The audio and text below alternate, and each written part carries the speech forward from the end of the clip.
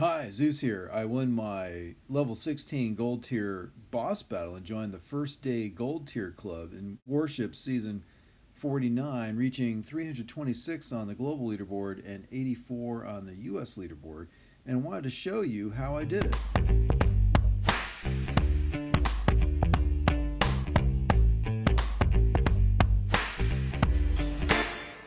So I'm going to try to win my gold tier level 16 boss battle.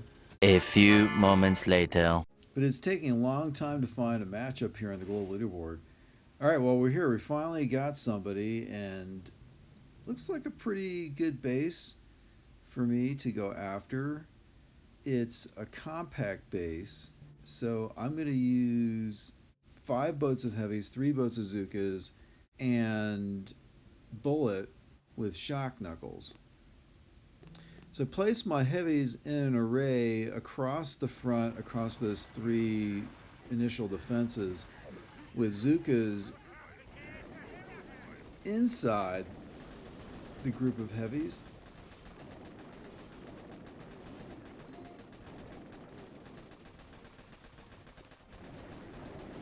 And then I throw down some smoke because I want the Zookas to catch up to the heavies in the front so the heavies aren't taking damage while I'm not clearing the troops. And then I trigger shock knuckles, which shocks the first several rows of troops, and I throw down some shocks to protect the heavies. And the key to winning this kind of intense fight on these compact bases is to make sure your heavies survive long enough to clear all of the mines, and giving your Zookas enough time to clear all of machine guns and mortars. Now the Zookas will outrange flamethrowers, they're not a problem. But the splash damage from the mortars, look at that, just took out a whole bunch of my Zookas.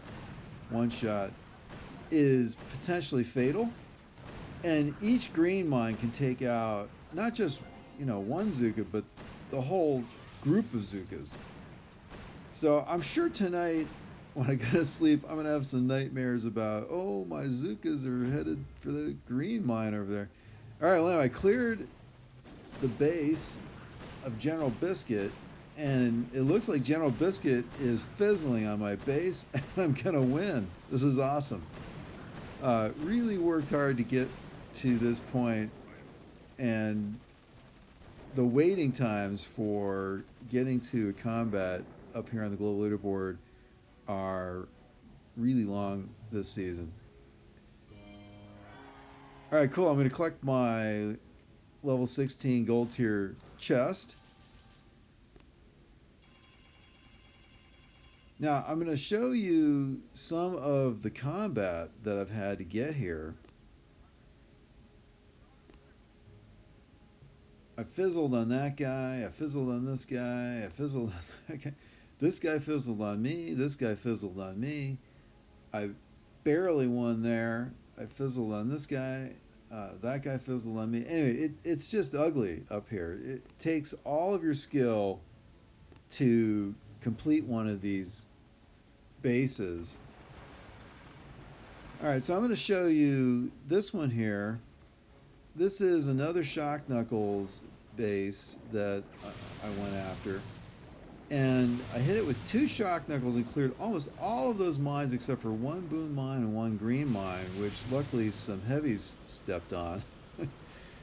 And as a result, I had almost all of my Zookas get through to the base, and with a couple of shocks I was able to clear all of the rest of the machine guns and beat the base.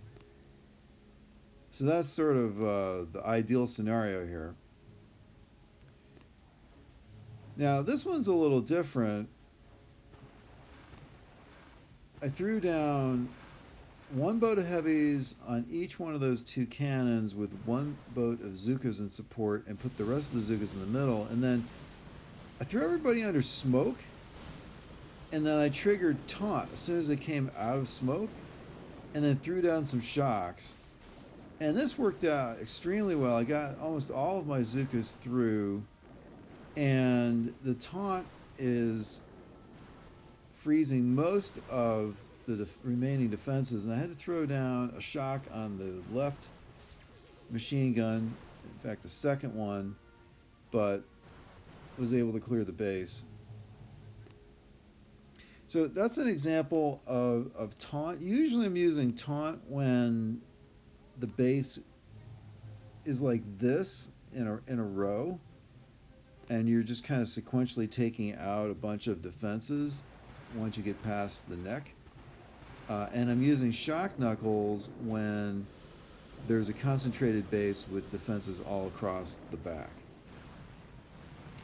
So it's really critical how you start your heavies and how they and whether they're going to take out the mines or your Zookas are going to eat the mines and die. Now with this kind of base, you got to do a ton of flares to reposition your Zookas and the heavies and Bullit, so that the Zookas never touch a green mine or even come close to them. That one Zooka luckily took out just itself instead of like 10 Zookas with it, which often happens. So, you know, this is like maybe the 6th flare I've done so far, and I let the Zooka hit that boom mine because I only lost one there, and I had enough health left on the Bullit to just go right at the engine. So my buddy Apex Prey lost on that one. All right, well, anyway, with that win, I'm 326 on the global leaderboard and 84 on the US leaderboard. Now I'm going to show you the tech tree I used to get here. This is the amazing base that I built. So I'm going to show you the things I don't have maxed out or opened. Gunboat is on level 3, flares on level 3. I've not opened medics. Riflemen are on level 1. I've not opened sniper tower. There's a choice node, a defense choice node. Mortars on level 4.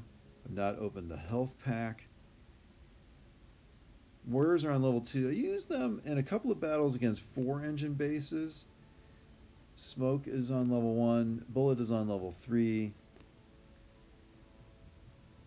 Shock bomb is on level 4.